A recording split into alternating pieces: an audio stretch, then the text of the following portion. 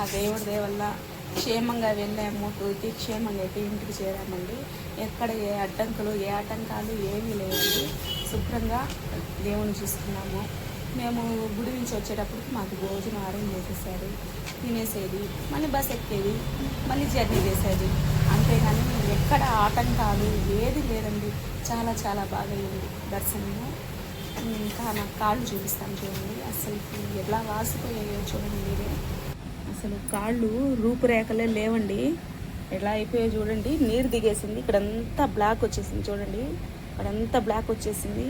నాకు ఎప్పుడు అలవాటు లేదండి. ఇన్ని రోజులు నేను ఎప్పుడు ప్రయాణం చేయలేదు.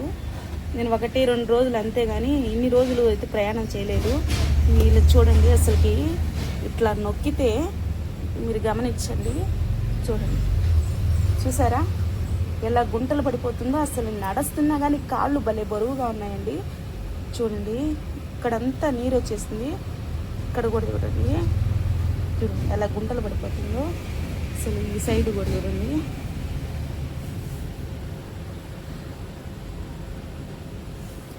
గుంటలు చూసారా ఎలా పడుతున్నాయో. గిరసలు కూడా అంతా నా వల్ల కావట్లేదు. వీడియో తీస్తా చూపించలేకున్నాను. చూడండి ఎలా గుంటలు పడుతున్నాయి చూస్తున్నారా, గమనిస్తారా. అసలు కాళ్ళు ఎలా మారిపోయాయి చూడండి మీరేను. అసలు బ్లాక్, ఇదంతా బ్లాక్ వచ్చేసింది చూడండి.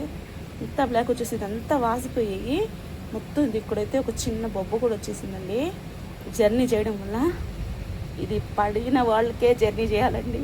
చూడండి, చూసారా ఎంత గుంట పడుతుందో చూడండి. ఎంత నీరుందో చూసారా, మీరే చూస్తున్నారు కదా. చూడండి ఇది ఇప్పటికీ చూడు అది అలాగే ఉండిపోతుంది చూడండి. అసలు నడుస్తుంటే కూడా చూడండి అసలు ఎంత నొప్పిగా